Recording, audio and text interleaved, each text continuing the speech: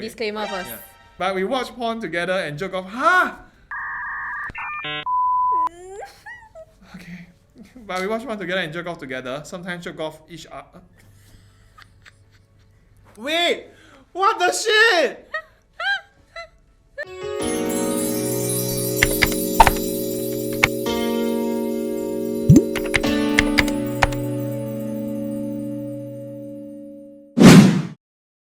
Hi guys, welcome back to another episode of ZULA Answers. I'm Brenda and today we finally have bowling back with us. Yay! Woo! How do you feel about being back? Wow, damn good. I like this kind of talk show. It's really, wow, the best. Because of Brenda. Oh! Okay, so anyway, today's topic is friendship dilemmas. Oh. And before we start, right, actually, how important are friendships to you? I wouldn't say I'm heavily dependent on friendship, but I think friendship it is what molds you to who you are today, Yeah. right? Because from what the first group of people that you know is like primary school, kindergarten, then it's like the next group of friends is secondary school, then what poly, JC, or then army, you know. So throughout your early days, right, early years, friendship I think is very important, and the people that you be friends with are especially important. I feel lah. Yes. Yeah. Like when we were younger, right, we actually spend more time with our friends, our classmates than our family. Yeah, that's the sad part lah. Right. Okay, depends. Okay, I would say depends. I have a few friends, right? Like they really cater like the weekends for their family. One. Oh. Yeah, and their family is like very. It's a large family, you know. Then every weekend it's like no, sorry, my parents got a weekly meet. Well, that's very nice. Yeah. I feel like I was that friend that you will say "walao why do." Oh. Because every time my friends ask me to go out during weekends when I was younger, I'll Okay. be like, sorry, I need to go out with my family. Okay, one. Then Yeah. that's great. Yeah. I'm the one that pa, I go out first. You know? Yeah. With that said, let's jump into confession Let's number go. 1. That questionable FOMO friend. Okay. Whoa. I have a close friend who has a really questionable behavior when it comes to friendship. For example, our clique would invite her to hang with us, but she wouldn't respond at all. And last minute say she cannot make it. But after the meetup, she would say like, "Wow, bo jio." What? this no, person? I have this kind of friend. Oh, also. really? Yeah. Okay. Exciting. It always irritated us, but we've never confronted her about it as we don't want to ruin the friendship. So we tried to plan around her schedule, but same issue. She wouldn't reply and last minute cancel on us. Wow, this one very what? People already go out of the way to plan to suit you, then you say you cannot make it. Recently, we had another meetup and she accidentally left something at my house. She said she will come to pick it up, but ended up texting me asking if I could go over to her area instead, and we don't live very close either. Wow. So this person is what? I almost spoke Chinese because I was very annoyed. Like, excuse me, it's your belongings. Why should I make the extra trip just to pass it to you? I agree. Because like, let's say, okay, I have friends who live like a few blocks away from me. That's fine, you know. Like on the way I going somewhere, then they busy, I pass to them. Okay. They don't live close. At this point, it feels like she's just taking me and those around her for granted just because we're close. What would you do if you have a friend like this? Okay, Yeah. Okay, you have experiences, right? Come on, man. this is almost exactly what happened in some of the case. Okay, it didn't happen to me directly, but it's within one of the groups. And this group of friends, right, it's like we have both guy friends and female friends, right? So it's not like a brother or a brother group or what. You know, it's just like, hey, it's like, you know, unisex one. The lady, right, forgot to bring something back home at the guy's place. We went to the guy's place to hang last time, pre-COVID, yeah. Then same thing happened. It's like, hey, can you just come and pass me back, something like that. So the guy is driving. I think it's because she knew that the guy is like interested in her, so trying to make use. Oh my. I don't know. Okay, that's that for that case. Now for this case, right, I don't have such friends like that. It's either can you pass it to me because I'm busy, but I treat you to a meal. At least they will say something like that at the very least. If not, they'll be like, hey, I'm driving by. Are you free? At 5 p.m. I'm driving by your house. Can you pass me calm down your house and pass it back to me? Usually, that's the case. So, like I said, don't get angry. I'm not trying to say that only girls do this. Yeah. But I realized that there are certain bad apple. They a bit got the 公主病. Okay, like the princess syndrome, correct? Yes. So why I say this is because it makes sense. It totally makes sense. The first problem is that we will invite her to hang out with us. She won't reply, right? But then say, hey, bo jio, right? They want you to beg her to go. They want you to, I don't know lah. That's how I feel like. Okay, the invite must show like this person, this lady here is the main event. She's the VIP. Then she will come out. Where I don't know lah. For my this for girl my, is who? Miss Chang'er? I don't know. Miss President? Probably. What is going on? I don't know. I feel like from the phrasing here, it seems like the group is already like talking about her. How to not talk about her, yeah?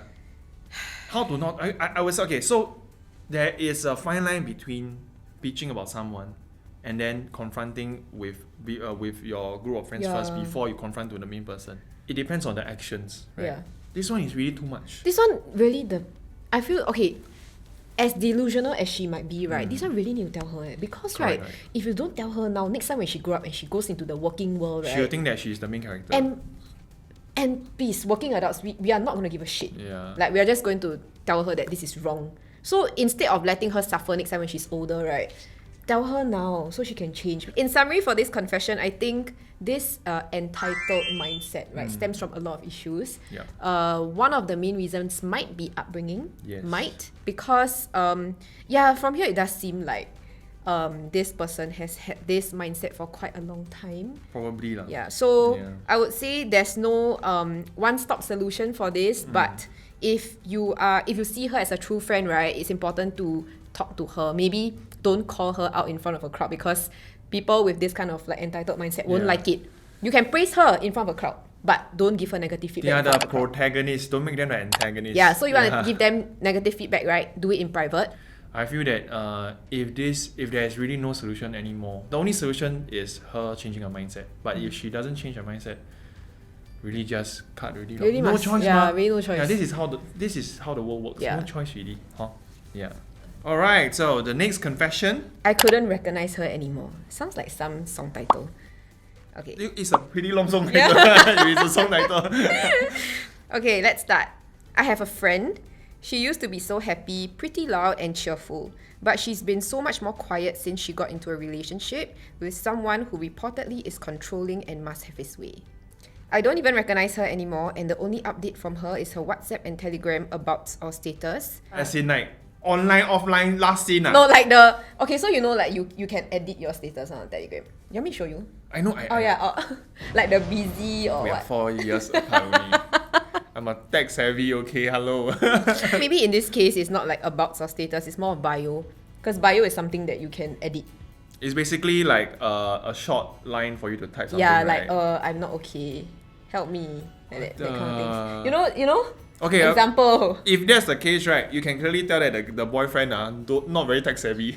Yeah. You should show the boyfriend, not me. Those are just examples though. It's not stated here, okay? Okay, so let's continue. She has mentioned she updates frequently as a joke once, and she does. But this constantly sounds sad. I want to reach out to her, but she always says she's fine. I don't know what to do anymore. Wow, this one, okay, firstly, right, I think it's not as uncommon as you think. Yeah. That's how I feel, firstly. Secondly is, coming from someone who has been emo phase before. Oh, Yeah. okay. So I feel that it's like you are clearly not okay, but the person itself, like say for example it's me, I'm clearly not okay, but I want people to know, but I don't want things to change. There's another side of her that wants everything to just stay the same. I don't want this relationship to be gone, you see. Yeah. Yeah, so it's really like a it's really dilemma lor. Yeah, I do think that there are a lot of details in this confession that's missing though. Like, I want to know like what exactly she has been writing in her status. What exactly has her partner been doing that is reportedly controlling Right. and must always have his way? Like, what I get from some keywords is that it's a form of gaslighting. She might be a victim of gaslighting. Right. Just to give you all some background, gaslighting is like a form of emotional manipulation where the abuser, right, will try to control the victim by twisting his or her sense of reality. I do think that a lot of victims of gaslighting, they don't know that this is happening to them. So some keywords here would be like, okay, he's controlling, right? And then her personality suddenly changed, you know, from someone so cheerful to become very quiet. It's like she's hiding something, and then she always says she's fine. So she might have been manipulated to think that the Actually, it's situation fine. is normal. Yeah. Yeah, which is very dangerous, you know. It might, I feel like it will spiral into something quite scary if not dealt with immediately. I think that could be what is going on lah. But right now, from just this limited amount of info, right, I think there are many other possible scenarios that can happen. What you can do is you just get her out as a friend, try to give her some support. Support not as in like, hey, the way you support your friend doesn't mean that, hey, I need to provide a solution for your problem. Yeah. That's not how it works. I mean, sure, if you can provide a solution and if it solves the issue, then great. But as a friend, right, what you can do is, hey, I'm not giving you a solution, but I'm just letting you know that, hey, if you got any issue, I will be here and be readily available lah. I think to summarize like what Bolin said, cannot find a solution but always assure her that there's a safe space where she can air her problems when she needs to. And then number 2, maybe when you're ready to talk about it, guide her along with questions to help her kind of realize what she's feeling on the inside. Yes. Yeah, and then I think number 3, if you really feel like, okay, maybe she opened up to you already, right? But then you don't know how to help her solve her problems. Number 3, maybe give her an option that you'll be here with her if she needs to find external help. Yes. Like go to a psychiatrist or something. Yeah. Yeah. I think ultimately, to a very simple way is just to be there lah. Yeah. You can, maybe you don't have to do anything, but just be there so that at least, hey, I know that you are here. Sometimes companionship is enough. Yeah. Yeah. All right. Next confession: friendship or career. Wow. Okay. TLDR: seeking advice on working with friends. Well, working with friends. Working with friends, okay? So I used to have this uni course mate, and we were really close back in school. He's one of the closest friends I have, and I do value this friendship. I knew from our time back in uni that he's a very competitive and jealous person. By some stroke of chance, I recently got offered a job in the same department as him in an MNC, which is multinational Corporation. Yeah. Before accepting this job offer, I really thought long and hard, as I knew our friendship will definitely be strained and tensions will rise due to his competitive nature. True enough, our relationship after becoming colleagues did turn sour. I think from his point of view, he is unhappy that I came in to steal his rice bowl. Worst part is, he is my assigned mentor. Wow, okay. Shit. And I'm supposed to go to him if I face issues at work. Really can't stand the passive-aggressive way he talks down to me sometimes, and I feel that I will constantly be blocked by him at work. What a block as in? As in like maybe no progression because of him. If I'm your real friend, right, I don't care about your progression. I only care about my own. So if you are really good, you go ahead and shine. Yeah. That's how I feel. Correct. So how do you tell a person is really there for you or there for themselves? It's very simple. Show them when you are successful. Tell them a good news about yourself and see how they react. Yeah. Yeah. If you say, hey, I just got a promotion, and he's like, oh really ah? Oh really ah? Different. Yeah. So Yeah. now you know that, hey, he's not really your friend. He's somebody you knew and you hang out with, eat dinner or go and drink with.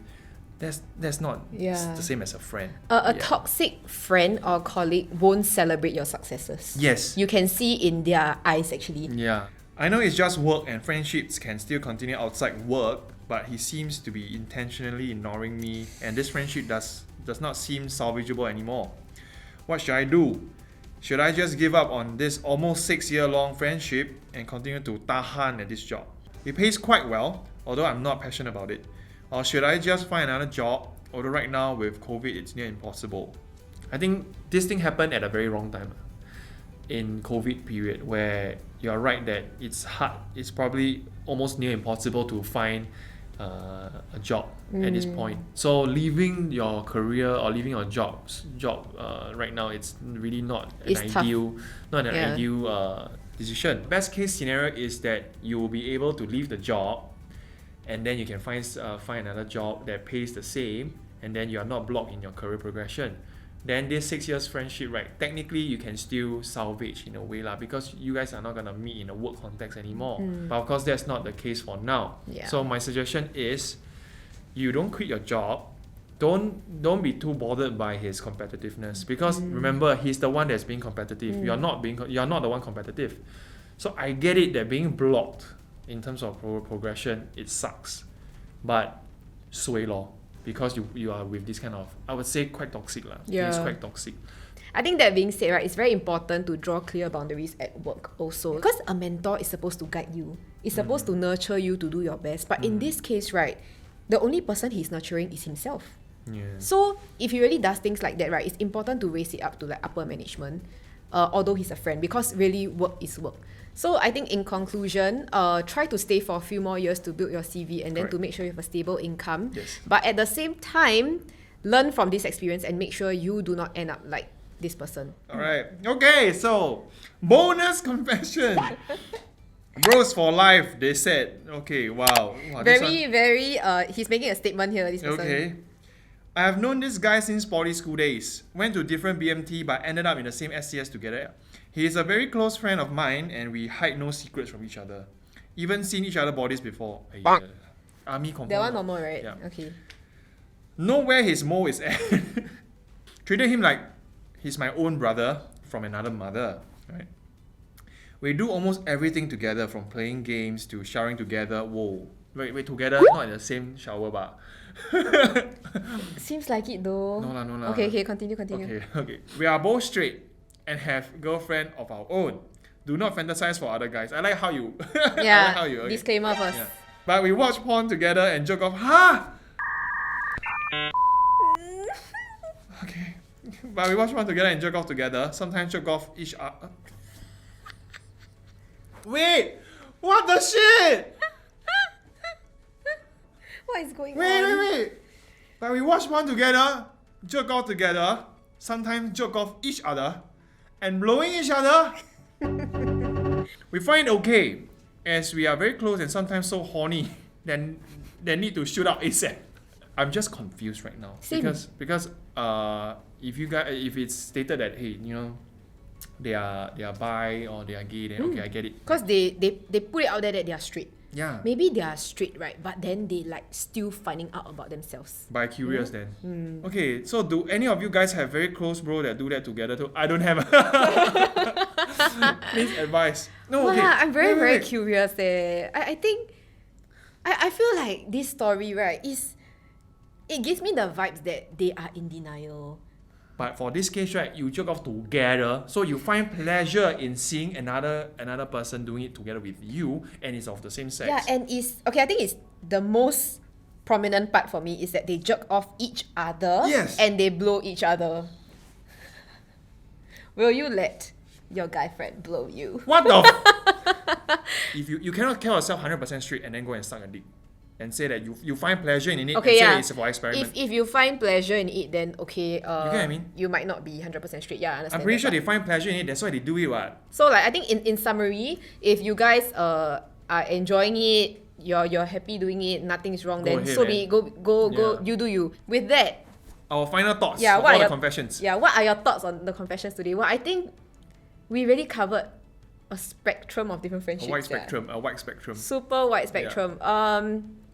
Overall, I would say friendships come and go. I think Yes. that's something I learned throughout my journey. Yeah. Hold on to those that you think are worth it, and then those that, of course, maybe they are toxic or just not good for you, because people change when they grow up. Yes. Then you have to learn to let it go.